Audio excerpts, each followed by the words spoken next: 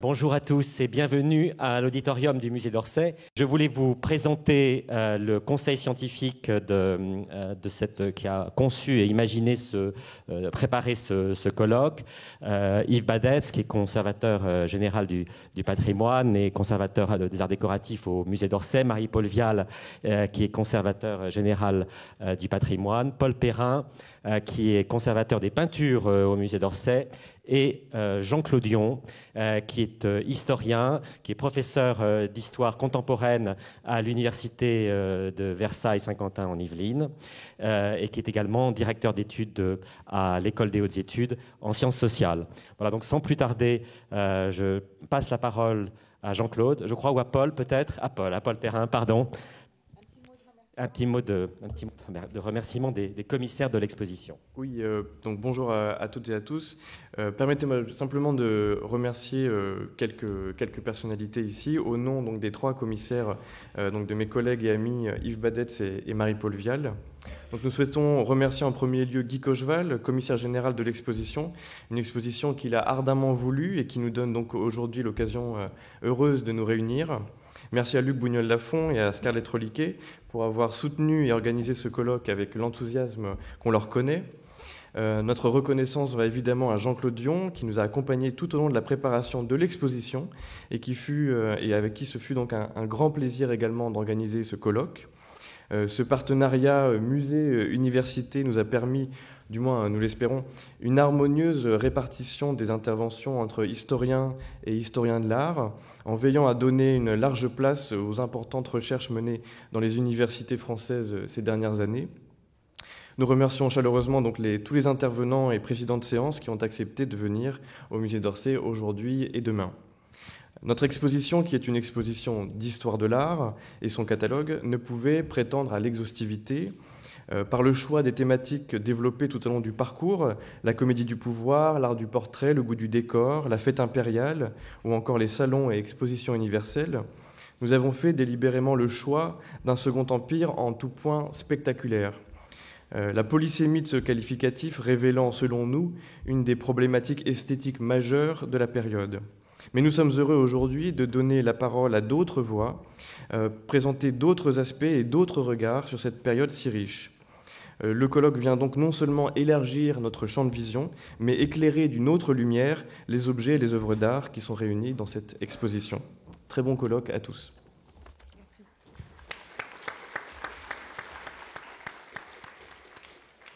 Bonjour à tous. À mon tour de dire quelques mots et d'introduire proprement le colloque d'un point de vue scientifique. Mais je vais commencer par des remerciements. C'est un passage obligé, mais aussi quelque chose d'extrêmement plaisant à faire et nécessaire. Donc je commencerai par remercier les commissaires de l'exposition, Spectaculaire Second Empire, et aussi au premier chef, le commissaire général Guy Cocheval, pour leur confiance.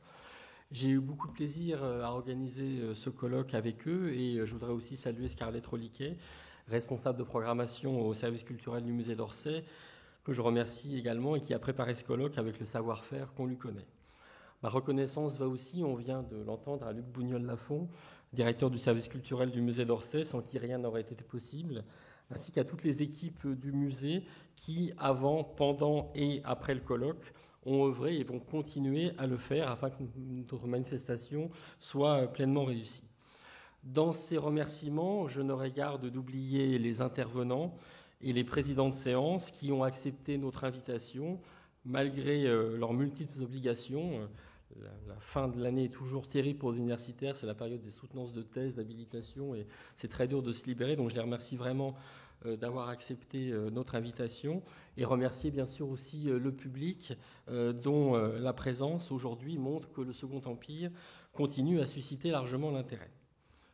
En tout cas, donc, pour le centre de recherche que je dirige, donc le Centre d'histoire culturelle des sociétés contemporaines à l'UVSQ, qui elle-même est membre de l'Université Paris-Saclay, on m'en voudrait de ne pas citer Paris-Saclay dans ce lieu prestigieux, c'est vraiment un grand honneur de co-diriger ce colloque. Je voudrais donc maintenant vous dire quelques mots d'introduction rapide, en particulier pour expliquer comment les commissaires de l'exposition et moi-même avons conçu ce colloque. Un mot peut-être déjà sur notre titre, sans blague aucune, c'était splendide, hein, vous le voyez à l'écran, regard sur le Second Empire. Alors la première partie du titre du colloque est une citation de Flaubert tirée d'une lettre de George Sand le 12 juin 1867 et sans trop anticiper sur la communication que nous fera Yvan Leclerc, je voudrais rappeler quelques éléments de contexte par rapport à cette citation. En janvier 1867, le 19 janvier précisément, Flaubert arrive à Paris pour un séjour de 3 mois. Il fréquente, comme à son habitude, les Goncourt, la princesse Mathilde. Il assiste à une première représentation d'Alexandre Dumas fils. Il s'ennuie au dîner Magny. Et puis, il note, c'est une panique universelle, écrit-il le 8 avril à sa nièce Caroline, tout en précisant, pour trouver un tel degré de stupidité, il faut remonter jusqu'en 1848. Alors, bien sûr, il visite plusieurs fois l'exposition universelle. Il écrit à George Sand le 6 mai, cela est écrasant, il y a des choses splendides et extra curieuses. Courant mai, il repart à Rouen à cause de la santé de sa mère, puis le 7 juin, il écrit à sa nièce « Les souverains désirant me voir comme une des plus splendides curiosités de la France, je suis invité à passer la soirée avec eux lundi prochain. » Et donc, effectivement, Flaubert a été invité à la réception donnée par Napoléon III le 10 juin 1867 aux Tuileries, donnée aux souverains étrangers qui visitaient l'exposition universelle. Et dans l'exposition, vous avez sans doute remarqué le tableau de Pierre Tétart von Helven, Fête de nuit aux Tuileries, qui rappelle cet événement. Et donc, au retour de ce séjour express à Paris pour assister à cette fête aux Tuileries, Flaubert donc écrit depuis Croisset à George Sand « J'ai passé 36 heures à Paris au commencement de cette semaine pour assister au bal des Tuileries. Sans blague aucune, c'était splendide. Paris du reste tourne au colossal, cela devient fou et démesuré. Nous retournons peut-être au vieil Orient. Il me semble que des idoles vont sortir de terre, on est menacé d'une Babylone. » Fin de citation. Alors le choix de cette formule, donc sans blague aucune, c'était splendide, choix qui, je le reconnais, peut paraître un peu provocateur, mais je pense qu'il faut plutôt y voir de la malice, est une allusion à l'angle d'étude choisi par les commissaires de l'exposition spectaculaire Second Empire pour aborder cette période. Bien sûr, il faut le dire d'emblée, le Second Empire n'a rien de splendide quand on était un proscrit du coup d'État, quand on était un journaliste condamné à l'autocensure, quand on était un des 38 000 morts ou blessés de Solferino. Et je pourrais citer bien d'autres exemples de victimes du régime impérial. C'est bien pourquoi, après la citation de Flaubert, le titre du colloque se poursuit ainsi « Regard sur le Second Empire », puisque notre ambition, durant ces 2 journées que nous avons partagées ensemble, est bien de prolonger l'exposition, Paul Perrin vient de vous le dire, en partant d'elle, bien sûr, mais en proposant d'autres approches et en offrant des points de vue complémentaires sur la période et sur le régime. Et tout d'abord, 2 précisions très importantes. La première consiste à évacuer d'emblée la question de la réhabilitation du Second Empire. Cette question, on l'a rappelé tout à l'heure, a donné lieu le 3 novembre dernier dans ce même auditorium, à un débat entre Jean-Noël Jeannet et Jean Tullard, l'un et l'autre ressuscitant avec art et avec brio l'art de la conversation tel qu'il était pratiqué dans les salons au XIXe siècle. Il y a 21 ans, en 1995, un petit colloque avait été organisé par l'association Le Souvenir napoléonien autour du thème « Pourquoi réhabiliter le Second Empire ?» Ce colloque, qui d'ailleurs était plutôt une journée d'études par son format, a été publié 3 ans plus tard, en 1998, et Maurice Agulon, grand historien s'il en est du XIXe siècle, y participait et avait reformulé la question. Et je voudrais citer plusieurs passages de son texte parce qu'il me semble tout à fait éclairant pour introduire notre réflexion. Donc, je cite Maurice Agulon. « Faut-il réhabiliter le Second Empire ? La réponse ne va pas de soi. Quand on est en République, réhabiliter un régime qui s'est fondé sur le renversement d'une République n'est pas d'une logique évidente. Le problème majeur est celui du coup d'État, et à ce titre, il relève de l'instruction civique. Quant à l'histoire, elle a fait son travail depuis plus d'1 siècle, et il faut bien admettre que nos républiques, étant libérales, n'ont jamais empêché que l'on reconnaisse le caractère prospère et brillant de la vie française sous Napoléon III. Pas plus que l'attachement général à l'œuvre de la Révolution française n'a jamais empêché d'écrire, même au temps de Michelet ou au temps de Jules Ferry, qu'il s'était passé de grandes et belles choses à l'époque de Jeanne d'Arc, de François Ier ou de Louis XIV. J'oserais même aller un peu plus loin et livrer l'impression que j'ai dès d'abord ressentie à l'annonce de ce colloque. La réhabilitation est faite depuis longtemps. Il y a longtemps, enfin, que les dictateurs du XXe siècle, les Hitler, les Mussolini, les Staline, servant de repoussoir, ont fait réintégrer les monarques autoritaires du XIXe siècle au rang des acteurs d'histoire civilisés. Fin de citation. Donc je livre ces propos à votre réflexion et je répète donc que réhabiliter le Second Empire n'est pas l'objet de ce colloque. Du reste, d'ailleurs, dans le débat que j'évoquais à l'instant, Jean-Noël Jeannet, fort justement, avait remarqué que parler de réhabilitation voulait dire qu'on avait auparavant condamné. Et donc refuser la réhabilitation, c'est aussi refuser la légende noire du Second Empire, telle qu'elle s'est constituée dès la chute du régime. Et je me permets sur ce point de renvoyer à l'introduction et à la conclusion du manuel que j'ai publié il y a quelques années chez Armand Collin sur ce sujet, où j'avais un petit peu débroussaillé cet aspect, par ailleurs bien connu. Donc première précision, nous ne sommes pas là pour réhabiliter le Second Empire. Deuxième précision importante à faire, notre colloque ne vise en aucun cas à l'exhaustivité. Paul Perrin l'a dit aussi, et je crois que c'est important d'insister sur ce point. Il s'agit bien de regards et non d'un panorama complet. En 18 interventions, et malgré le renfort de nos 4 prestigieux présidents de séance, il était proprement impossible de faire le tour des années 1850 et 1860. Ce panorama, du reste, avait été fait il y a quelques années, en 2009, lors d'un colloque organisé par le Centre de recherche en histoire du XIXe siècle, en l'occurrence par Jacques-Olivier Boudon et Éric Anceau, qui est ici et que je salue. Ce colloque s'intitulait « Les nouvelles voies historiographiques du Second Empire ».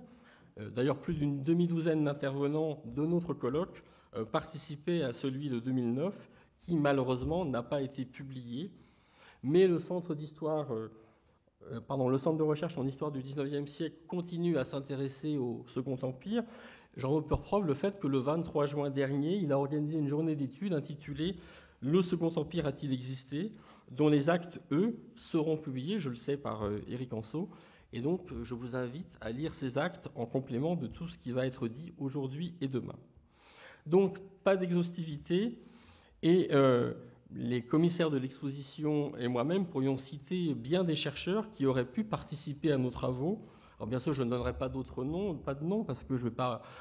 Il n'est pas question de créer ici un deuxième salon des refusés. Mais toute personne qui a organisé un colloque sait bien à quel point faire des choix est tout à la fois frustrant et indispensable.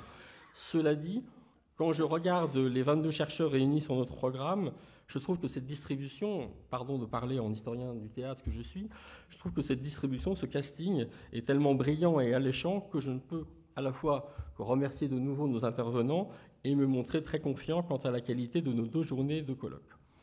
En tout cas, répétons-le, je le répète, nous sommes conscients, et nous l'assumons, mais je veux bien y insister, que certains thèmes ne seront pas traités. Il était vraiment impossible de faire autrement en 2 jours. Je prends juste 2 exemples, je ne veux pas être trop long. Il n'y a pas de communication sur l'histoire des spectacles, thème pourtant qui m'est cher, puisque c'est mon domaine de recherche, mais nous avons jugé que le sujet était déjà traité dans l'exposition et qu'il ne fallait, c'était pas la peine de revenir dessus lors du colloque.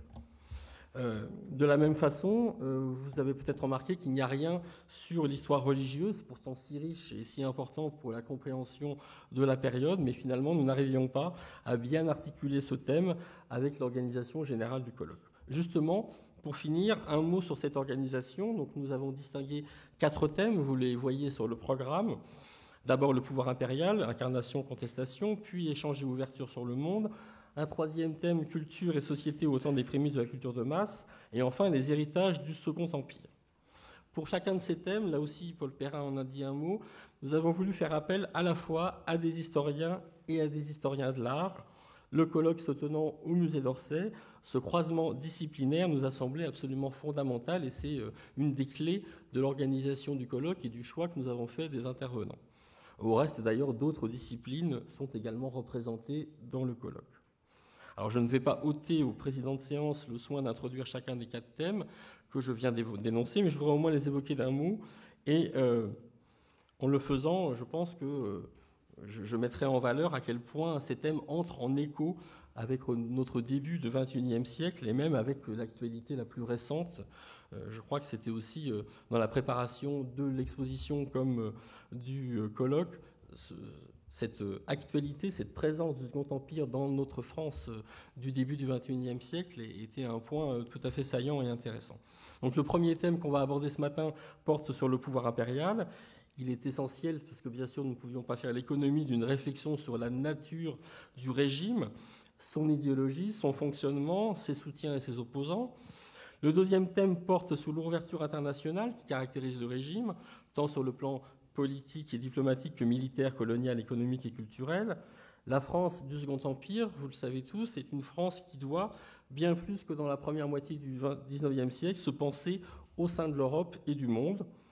Le troisième thème, à vrai dire très vaste, pourrait être résumé par le terme de modernité ou par l'expression de naissance de la France moderne, qui est si souvent utilisée pour qualifier la période du Second Empire, et à bon droit.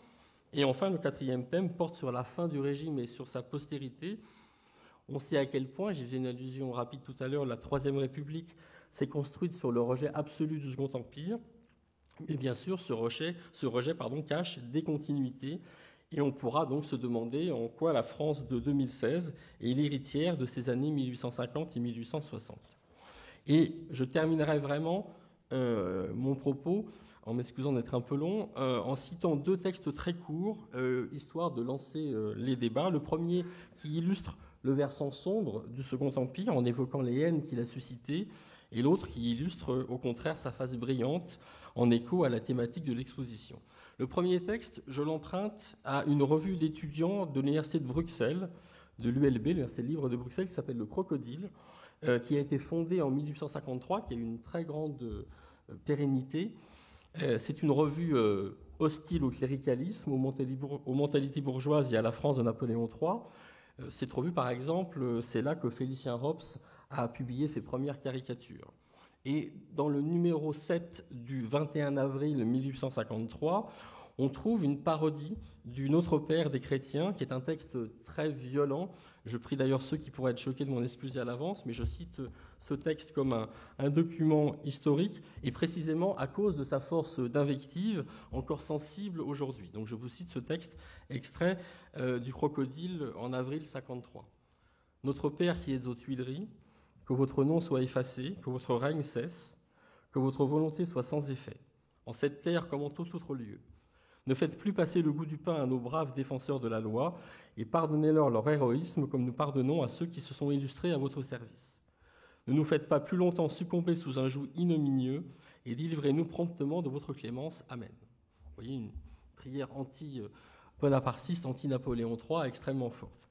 Le deuxième texte que je voudrais citer émane du journaliste Gustave Claudin, qui est le type même de l'écrivain boulevardier, et qui, en 1884, a écrit un ouvrage très intéressant, on le trouve sur Gallica, qui s'intitule « Mes souvenirs, les boulevards 1840-1870 » et qui rappelle de façon très vivante la vie parisienne durant cette période.